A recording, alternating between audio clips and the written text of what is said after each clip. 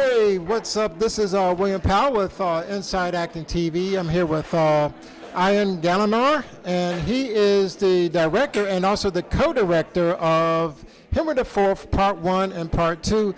So, Ian, we've got to talk about what's your approach to co-directing. I know when you co-direct, how do you divvy up those duties? Yeah, different people do it differently, but what we did was because we were doing both parts of Henry IV, we needed to have the same set, same costumes, the same actors. So generally what I did was I worked with the designers to design the set, costumes, props, those things. Was involved in the casting for the most part. I did most of the casting. And then I staged it, so I did the blocking at the first couple of weeks. And then I kind of handed the car keys over to Gerrad and said, okay, here's the foundation. Now you go make it work. Yeah. Now, you've got to talk about Shakespeare can be very challenging, and it's been said in the past that sometimes you need something like a dramaturg, and I know you do have a dramaturg here, but talk about your approach to the table reads. Well, I actually don't do table reads at all. Okay. And because I have and that's not traditional for directors of Shakespeare. But for me, I want to get the words off of the piece of paper as fast as I can and have them not be kind of, black dots on a piece of paper, but be words that people speak. And to put it in their bodies. And so I don't do table work at all. Although Gerrad has done, I think with Part 2, he did a little bit of that. Yeah, absolutely. Which and I'm for it. It's not that I have anything against it. I just don't do it. Right. Yeah. I know a lot of our productions here, they have like pre-show music. So talk about that a little bit. Why that's done, and did you have any input into that? Yeah, so one of the parts of the CSC aesthetic is live music, particularly before, but during and during the show and intermission. And the reason that is that that's a practice that the Elizabethans had. Shakespeare, in his productions, they had live music there before the show, during the show, we don't know what they did intermissions, but they had intervals at any rate. But that was a huge part of what they did. Now, what's a little bit different is that we have live music, and sometimes it's contemporary music, as like Shakespeare, they perform contemporary music of the time. But sometimes we use historic music as well. Like in the Henry plays, we do medieval music, or we have some music that's not medieval, but we've given it sort of a medieval bent to it. What can fans expect from this show? From this show? Well, one of the exciting things is that, and it's not often done, is that we're doing both parts of Henry IV in rep with the same cast. Okay. So often when you do it, either you don't do it at the same time, right, or else it's two different casts, and that's something that's really exciting. So your Falstaff is your Falstaff for both parts of it. Your Prince Hal is the Prince Hal for both parts of it. It's a very live. They're both very lively productions. I mean, one of the things about the Henry IV plays is they're dramatic, they're funny, there's action in them, and you'll see all of that in our productions. What's been the fan reaction to Part 1? It's been very good. It's been very good. Part 1 is a little bit more known play. Yeah. As like with Part 2, it's mostly people have never seen it before. So that's the reaction is like learning a new play. Right. With Part 1, but the reaction's been very, very good. And we've used a lot of our company members that have been working with us for some of them as much as 12, 15 years, and we've used a lot of them, and that's a lot of fun for our audience to see them in these performances. And yeah, the reaction's been good. Okay, one more question before I let you go. What advice would you give to would-be directors out there? Would-be directors, direct anything you can. If somebody gives you an opportunity to direct, don't worry about what kind of work it is or what the play is. Just get some directing experience, because that's really important. Okay, well, thank you, Ian. Great, thanks so much. All right. Thank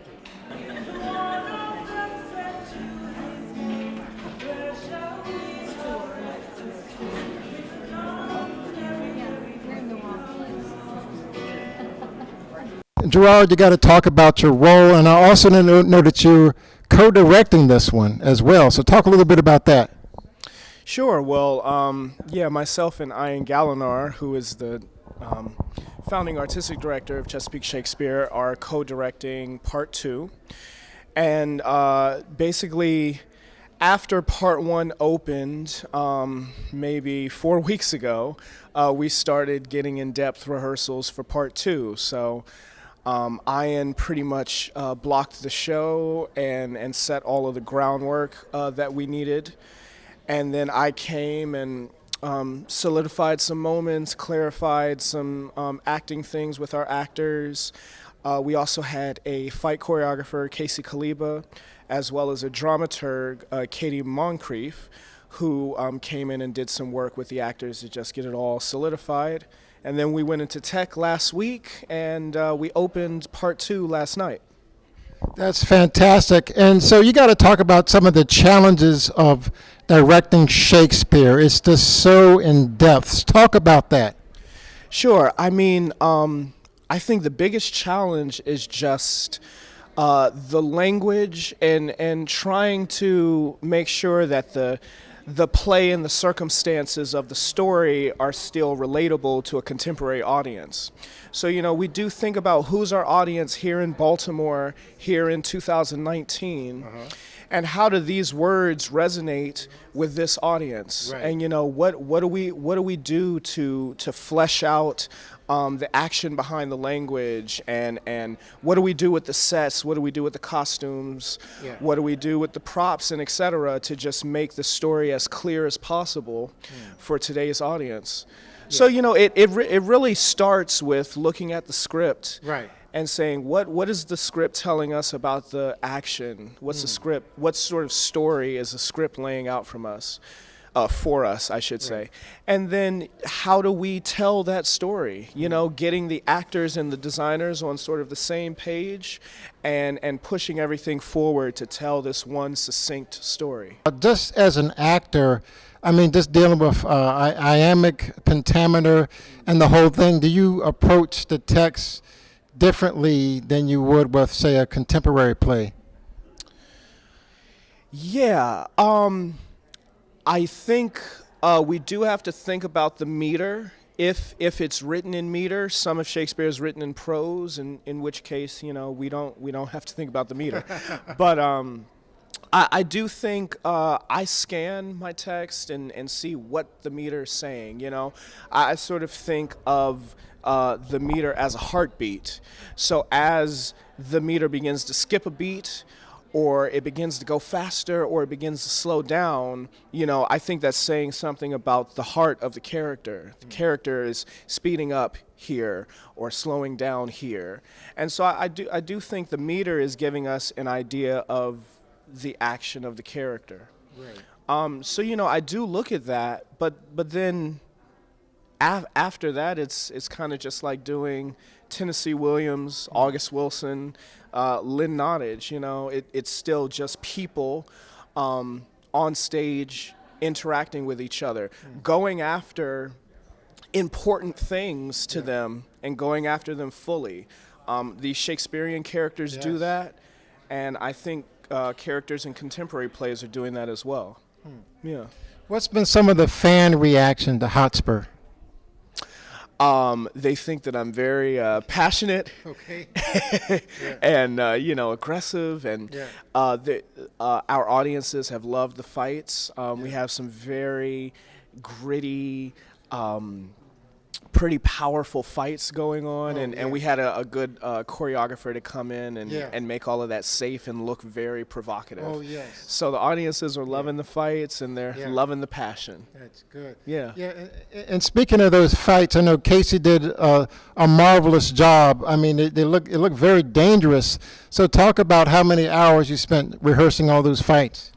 Man, so the first week of rehearsal, which would have been the first week in January, we pretty much spent that whole week structuring that Hal Hotspur fight.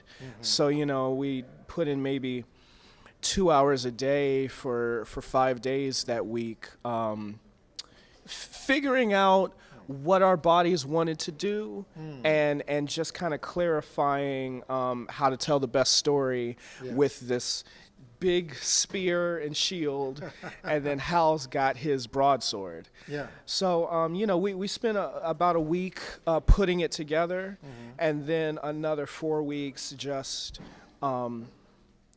sort of perfecting it like you would do a dance, just practice, practice, practice. And eventually the choreography just comes out of your body and you don't even have to think about it. Wow. Yeah. That's amazing. That's amazing. Okay, so before I let you go, what would be your advice to young actors out there just trying to get started on their acting career, particularly as it pertains to the stage? I would say find a community where you can train and practice. The best thing you can do as a young actor is find opportunities to act. And sometimes that may be on stage in a production, sometimes that may be in a classroom, sometimes it may be through mentorship or through some private coaching, but just find a way to train your instrument. I went to grad school, and that was the right path for me. I don't think everybody needs to go through a formal training in a university setting, but I do think everybody needs to take some time with a teacher or with a mentor, with an instructor, and just work on their craft that way.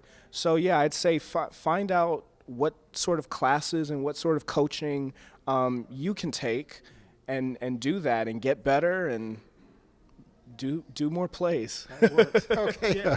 Okay. Well, thank you, Gerrad. Sure. Thank Yes. you. Okay. Break legs. It is my pleasure to introduce you to two amazing directors, the founder and artistic director of Chesapeake Shakespeare Company, Ian Gallanar, is here, and associate artistic director and co-director. They have co-directed part 2. Ian directed part 1.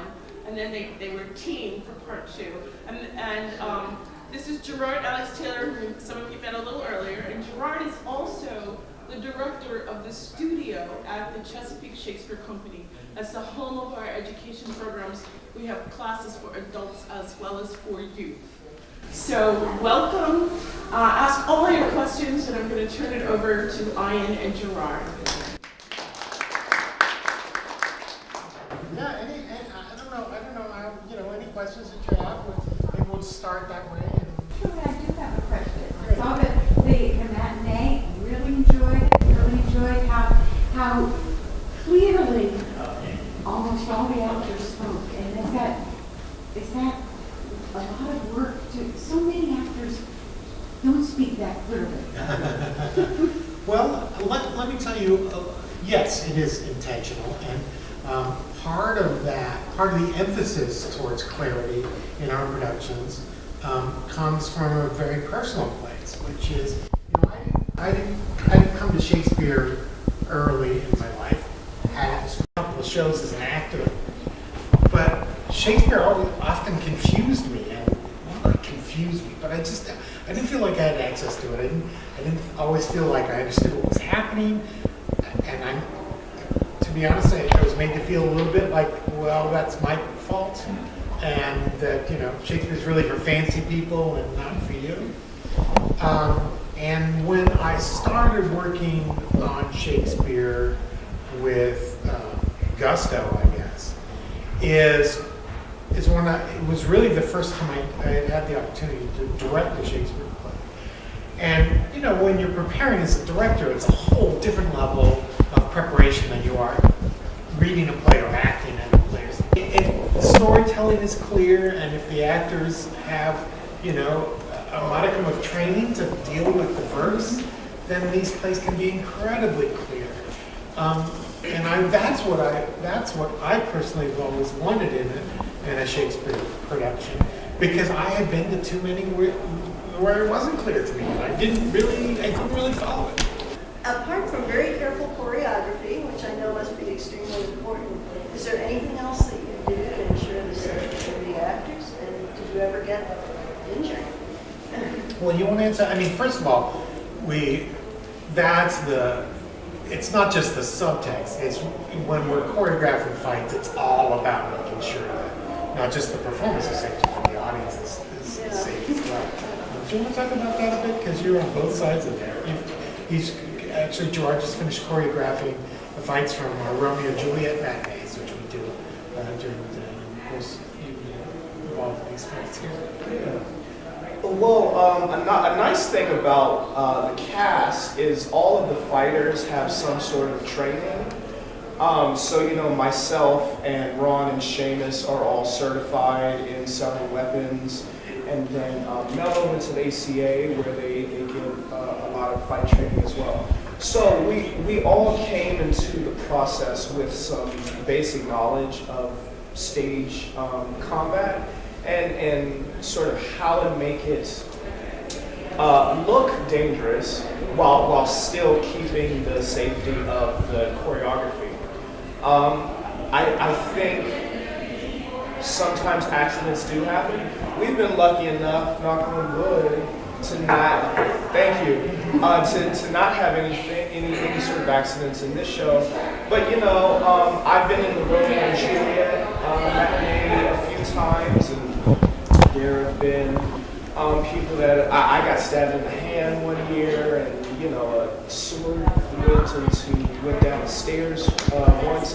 So sometimes accidents do happen, and what's great is we have a fight call before every show.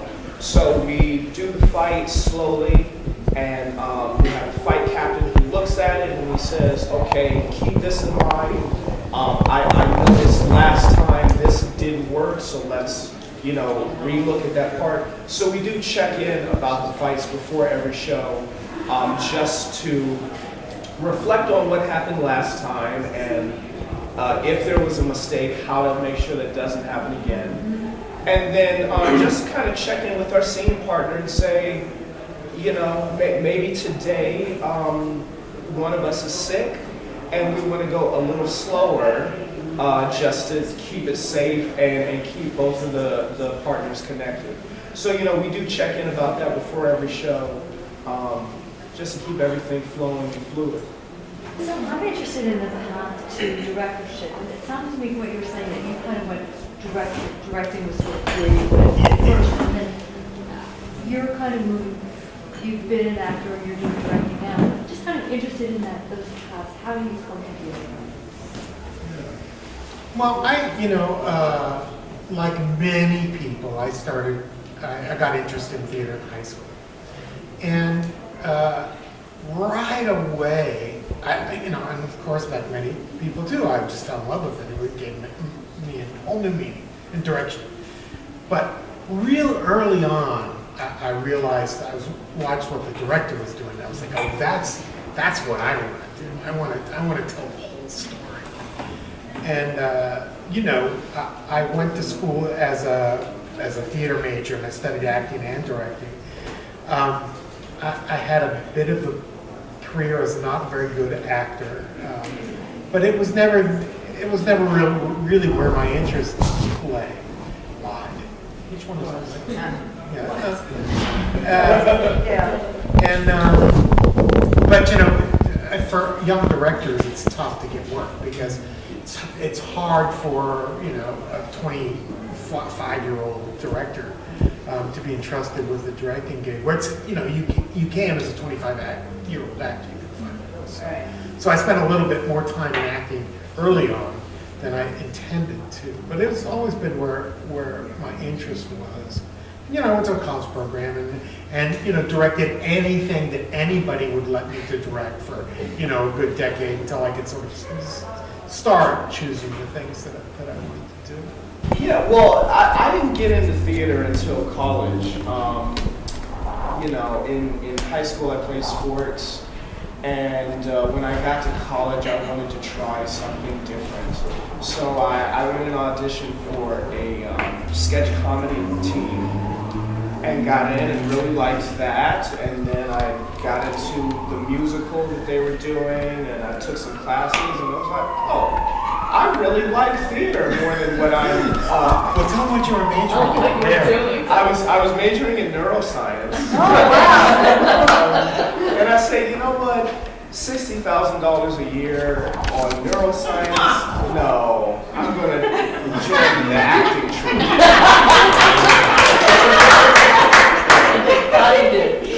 But then I went to grad school afterwards to study theater more in-depthly. And I was kind of forced into a directorship because the school I went to did not have a strong just sort of equity for people of color. And I think the black students often felt like we were not able to get roles because, for instance, we did this play about Jonas Salk and doing the polio vaccination, and the director said, no, black people can be in this because it wouldn't have been historically accurate. So there was a lot of that happening at my university, and the black students kind of got together and said, well, let's produce our own work. So myself and a friend started this organization, African American Student Association for Theater and Film. There's a mouthful. And it was specifically to kind of get ourselves and our friends an opportunity to be on stage while they were studying. And because of that group is where I started directing. Because, you know, they were like, okay, we're doing Miss Evers Boys, and these folks are going to be in the cast, and Gerrad, we need you to direct it. Oh, okay, sure. And then after coming out of school, you know, I worked a bit as a director. I used to do a lot of work at Children's Theater of Annapolis. And then I got involved with CSC, and Ian was directing Titus Andronicus. And I said, oh, that's a fun play. Hey, do you want to be assistant director? And he's like, sure, you're in it. So that's kind of how I started with CSC. And Ian has asked me to direct a few things here. I did our summer show last year and Christmas Carol last year.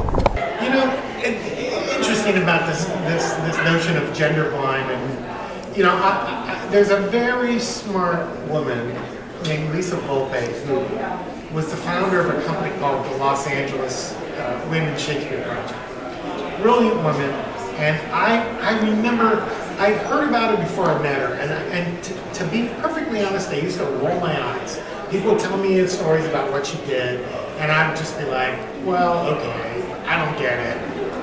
That doesn't sound right to me. And then I met her and I heard her speak, and I 180 degrees. And her notion is, and I think it's an important one, and I would, I would say this for any kind of casting, is that there is such a thing as gender blind casting, but it's a little naive. And that anytime you actually change a gender or change a character's race, that the audience reacts to that. And that you ought to do it with not just anybody can audition for any part. Of course that's true too, but the actor who plays that makes a difference. It makes a difference to an audience.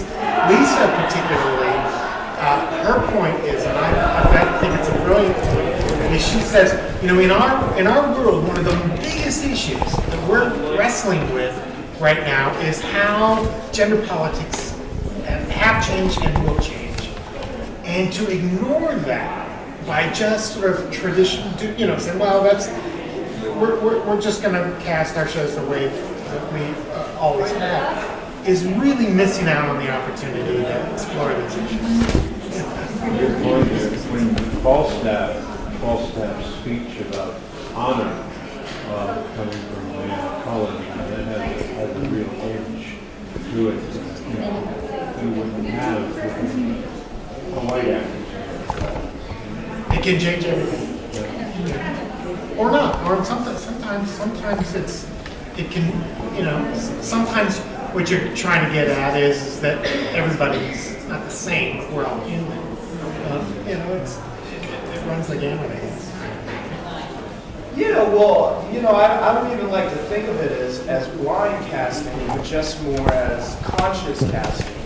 So, I'm intentionally changing the gender or the traditional race of this character because I want to tell this story to an audience, or I just want the various genders and colors that come to see the show to have someone to relate to.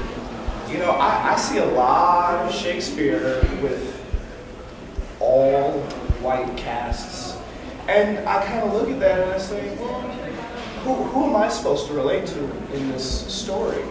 So I think it's important for us to just be aware of the audience we're serving and how we can tell more stories on stage than has been done in the past 100 years. Some of the arguments, to be honest, I was just telling a story the other day. Some of the arguments are a bit absurd about it. We were talking about a Romeo and Juliet, multiracial Romeo and Juliet, where I think it was Romeo was African American and the parents weren't. And somebody was concerned about that. Like, well, how could that be? Not worrying about the fact that it was in Italy and nobody was speaking Italian.